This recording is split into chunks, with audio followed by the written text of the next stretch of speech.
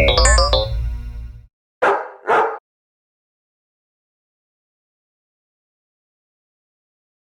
and thank you for joining me again on my channel. So instead of doing a reaction video for the next 3 episodes, I decided to do a review video and give you my thoughts about The Naked Time, which is season 1 episode 5 according to Netflix. I understand this will be number 4. Then I have The Enemy Within, and finally Mutt's Women. So let's begin with The Naked Time. So I am really I really don't understand why you guys didn't send me more suggestions about The Naked Time. I think in all of my comments I only saw it once. And I have to say, I had so much fun watching this episode. Now, IMDb ranks this episode as 7.9, which should have been an indicator that this was actually going to be a good one. Now, there were so many things that I was expecting to see. One of them was I finally got to see the entire crew together, and I didn't see pieces of it. Like in some episodes, I will get Lieutenant Uhura and I will get Sulu, but I wouldn't get Scotty. And in other episodes, I got Scotty, but I didn't get Lieutenant Uhura, and so on and so on. So finally, I got all of the characters that I finally got to know, which is Kirk, McCoy, Mr. Spock, Basket Lady, or, okay, Janice Rand, but to me it's Basket Lady, whatever. I got Lieutenant Uhura, and I got Scotty, and I got this guy whose name is apparently Riley, but finally we forget about this guy altogether. So remember when I told you that I wished that I could see more of Sulu? Well, did I get to see more of Sulu? More of Sulu. So I got this great episode, like somebody suggested The Naked Time, and warned me that this will be an episode where I got to know the characters a little bit deeper. And this turned out to be quite true. One of the things that I really enjoyed about this one episode was how everyone becomes when they get drunk. But the first thing that really got my nerves was this guy was doing all of the exploring with Mr. Spock, and he just, number one, they are wearing a curtain fabric costume. I'm not making this up. That totally looks like it was made by some fancy fabric to make curtains with. And they got this suits to protect them from what they didn't get protected in the end, which is this little drop of, I don't know what it is, getting into this guy's hand, because why shouldn't he take his glove off and get, like, just touch rocks that he's never touched before without any protection, right? And then he gets the very same hand inside this no protection suit and starts digging into his nostrils all the way back to his brain. Because this is obviously what you do when you go exploring to a new planet. You touch your face. When they touch another person, this person becomes infected, and thus it starts acting like he was drunk. And this new person, the very dipper self, is the one now outside. So we got Sulu going into this sort of D'Artagnan frenzy. We get him fencing, and this is something that really got my eye. I totally remember John Cho. I finally got to understand why John Cho's Sulu was the fencing guy, and now I get to see why. And I will be honest, when I saw him telling Kirk that he was actually good at fencing, I didn't expect that he will be some fencing badass. And don't get me wrong, Serial Forel, I totally respect you, but I mean, look at him go! Sulu has this very nice, stoic kind of attitude, very much like the Three Musketeers. He's challenging everyone to a duel. He's holding a very dangerous weapon anyway. But it's so much fun to see him going crazy and going, like, first starting with this very subtle, let's go to the gym and get the edge off. And then going totally bananas, challenging everyone to a duel. I got to see Mr. Spock crying, and I mean, like, sobbing and, like, really resting his head over his elbow because he's crying. And don't you think I missed number one now acting as this nurse that should definitely sue the people who gave her that horrendous wig. This wig. But anyway, she started going totally on Mr. Spock, telling him how much she loves him and hoping that she will never be treated like Vulcan men treat their women. And finally, we got this poor Irish guy, Riley, again, who just spent the whole episode singing his lungs out, and it was a vain sacrifice because in the next episode, there's no Riley at all. This episode tested the other characters that didn't go crazy, like Dr. McCoy having to attend so many people in one sitting, Lieutenant Uhura and Captain Kirk getting to the point of actually shouting to each other. I think the biggest part of this episode is obviously when they finally get out of the planet using this theory that had never been tried before, and they travel back in time. Now this travel back in time closes the name of this episode, The Naked Time, and it's a very nice title to this episode in my opinion. Now, with this time travel, I got a lot of questions, and I mean like a lot of questions. To begin with, they kept mentioning that this theory had never been tried before, so does this mean that this traveling in time is the first time ever, at least for humans? If this was the first time, shouldn't this be like a big thing? Like they should go back to Earth and explain, hey, we got to travel back in time? Because, you know, it will be like a major thing to discover. Is there any real science backing this up, or are we in the fi part of sci-fi? And obviously the most important question of all is, does this mean that I can get ridiculously drunk and then go back in time so I don't suffer any moral or physical consequences? Because I'm totally in. I guess one of the funniest parts about this one episode is to see the other true self of everyone in this ship, where we see people that they could be absolutely stern and serious and they will not get out of character. We now got to see him going bananas in every direction. I don't think we're going to see Mr. Spock crying again like he did in this episode, but I'm pretty sure that he's going to show us a lot more secrets of his personality, considering that he's half human. I understand that number one was recasted. Instead of being number one, now she was going to be Nurse Chapel, if I'm not mistaken. So I kind of saw this one coming, but the thing that actually gave her away was not her face, but actually her voice, because she definitely changes a lot from brunette to, is that blonde? So I did enjoy this episode a lot. I didn't expect this to be so fun. I really laughed out loud when I was watching it, and I really regretted not doing a reaction video because I would have been laughing the entire hour out with this one. Within. So this episode was a little more philosophic and more rhetorical in my opinion. Totally worth watching, but at some parts it got to be pretty flat in my opinion. So we start with this shot of this obviously dog in a costume.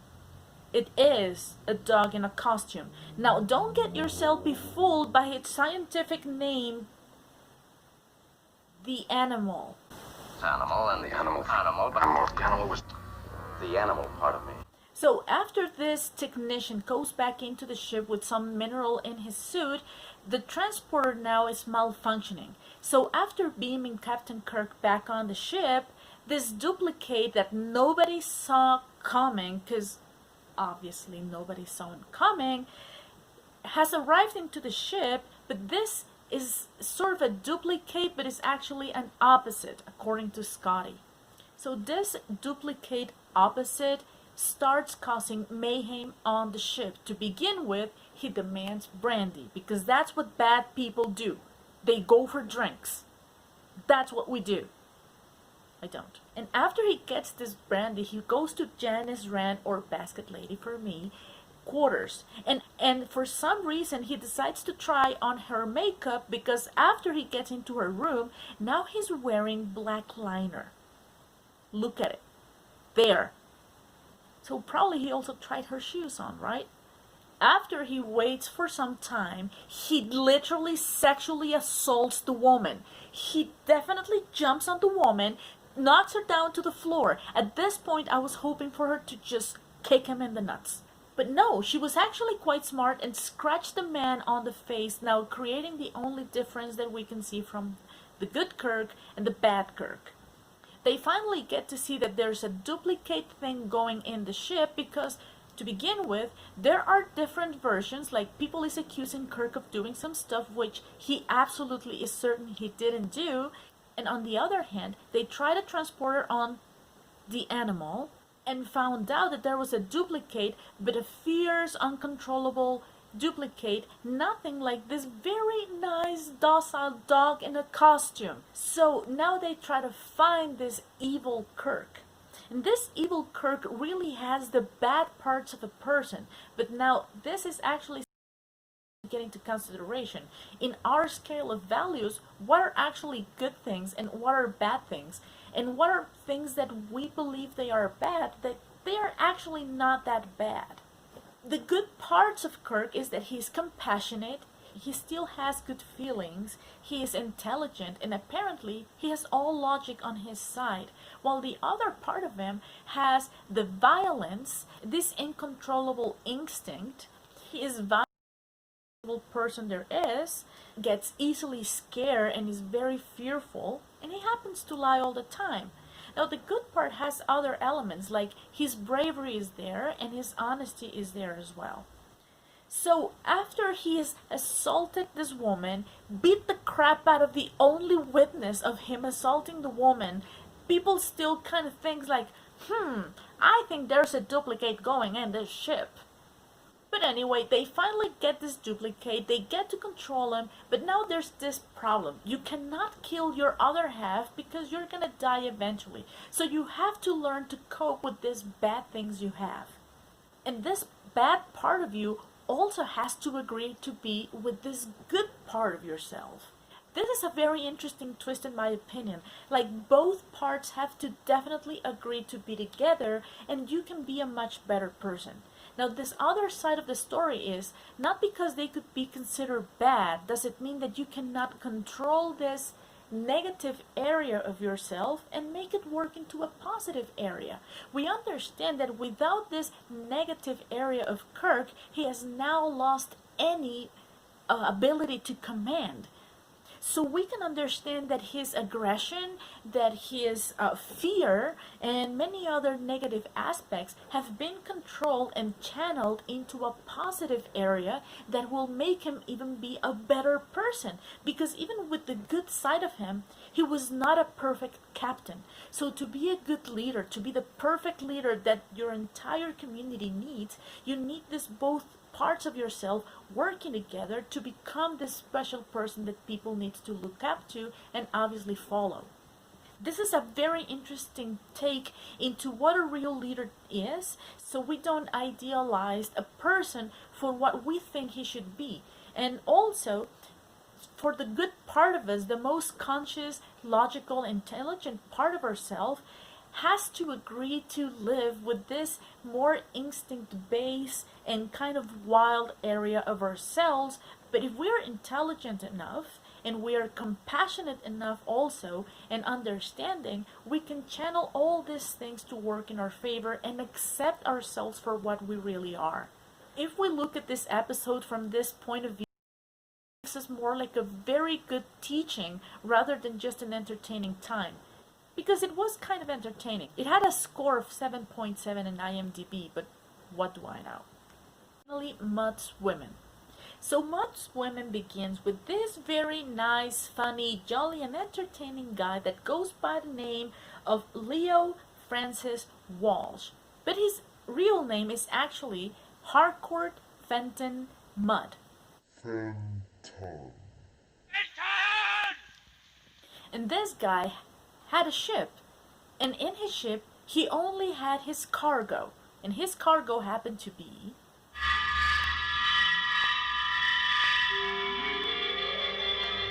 we got this really very good looking women. I mean, check out the legs on this blonde girl. Anyway, so these girls drive everyone crazy. Apparently, they have some sort of a special magnetism on every single crew member of the ship, except, of course, Mr. Spock. But I mean, look at the face of McCoy. I love his idiot face every single time. He's just hilarious and I love him for it. So they decide to bring charges on the guy. And his charges are very clearly stated when they have a hearing. We're charged with galaxy travel without a flight plan, without an identification beam, and the failure to answer a starship signal. Oh, but do we get any charges for women trafficking? I mean, I got warned by some of you saying that this series has some sexism in it. Now, I can understand sexism like...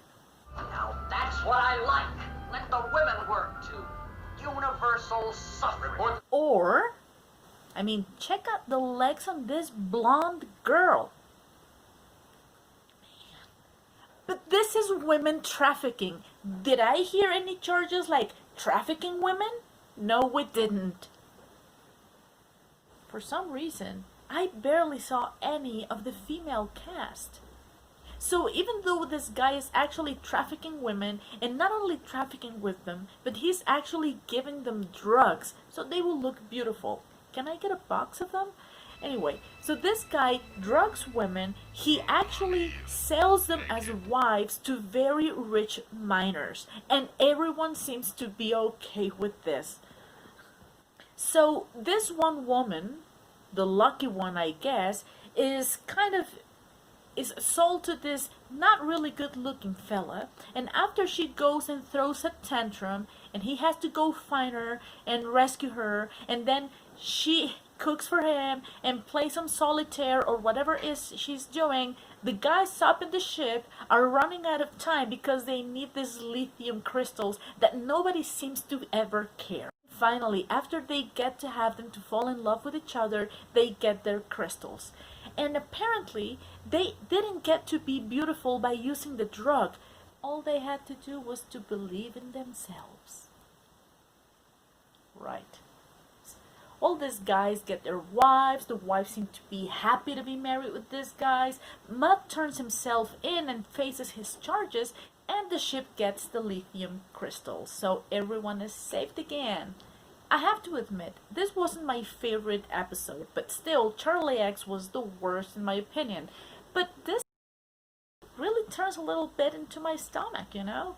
I mean, I don't want to get into the feminazi cart right now, but I mean, I don't care if this was back in the 60s, I have every right to dislike this one episode. And even though the women can actually be quite funny, that doesn't save it at all for me.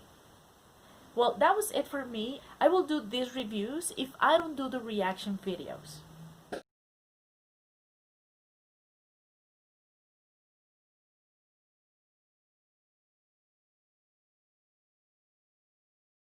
I finally got the list of all the episodes that I will be watching for this first season. So I am not counting The Cage as part of the first season because it was never broadcasted, so I'm leaving this one episode out. So for season 1, according to all of your votes and your suggestions that you've left me from episode 1, well actually from all of my episodes on Star Trek till today, I finally got a list. Now this list includes 12 names instead of 10, plus the ones that I've already made. And the problem with this is that I'm going to take a long time to get all of these episodes together, but I'm going to try my best to do them. So like you saw, I didn't speak much about Charlie X. I really didn't find this episode appealing at all, so that's why I skipped that one. But I think the episodes 4, 5, and 6 were very interesting. That's why I included them in this review video. Now, episodes 7, 8, and 9 got either 1 or 2 votes, so I will do another review episode after this one, after I've watched those 3 episodes as well. Then I have the Carbamide Maneuver, which got 3 votes and is now included in my list to do a reaction video. Then I have the Menagerie number 1 and 2. These 2 episodes got 4 votes for me to watch. Then we have episode 13, which is The Conscience of the King, which only had 2 votes. Then I have A Balance of Terror that got a whooping 8 votes. It was outstanding. Actually, that's the one that got the most amount of votes, and I am obviously including it in the reaction video set. After Balance of Terror, I have 4 more episodes that I will have to do reaction videos. That is Shore Leave with 3 votes, the Galileo 7 with 5 votes, the Squire of Gothos with 3 votes, and finally Arena with 3 votes. After that, I will do episodes 19. Tomorrow is Yesterday, number 20, Court Martial, and 21, The Return of the Archons. I think that's the name you pronounce them, which is episode number 22, Space Seed, which got 7 votes. Then A Taste of Armageddon that got 3 votes. This Side of Paradise, and then episode 25, The Devil in the Dark, which got 4 votes. Then I have episode 26, Errand of Mercy, that only had 2 votes, and then The Alternative Factor with only 1. And I will close this season with what appears to be the best episode in the entire series, The City on the Edge of Forever, that had 7 votes according to you, but for what I've read, it's considered the best episode. And that will conclude my first season of this set of reaction videos. I'm really sorry if I didn't choose particular suggestions. I made it on the voting system. As you can see, I got all of these written down. I read comment by comment, and I started checking the ones that you suggested. I'm a very democratic person, and thus these are the results. Unappealable. Okay? Anyway, I hope to see you in my next review video with episodes 7, 8, and 9, which will be What Are Little Girls Made Of? Dagger of the Mind. Thank you again for watching, and I'll see you in the next episode. God bless, and bye-bye. So as you guys can see, I am leaving this unintentional light on this area because this is where the watermark of KineMaster will be, and I hope that I can conceal it as much as possible. If it becomes a little easier for me to edit these videos with KineMaster, then I will buy the premium version so I can get rid of this watermark. If it doesn't work that well, then I'll go back to editing back in my computer. So forgive me for this hideous watermark. I'm sorry.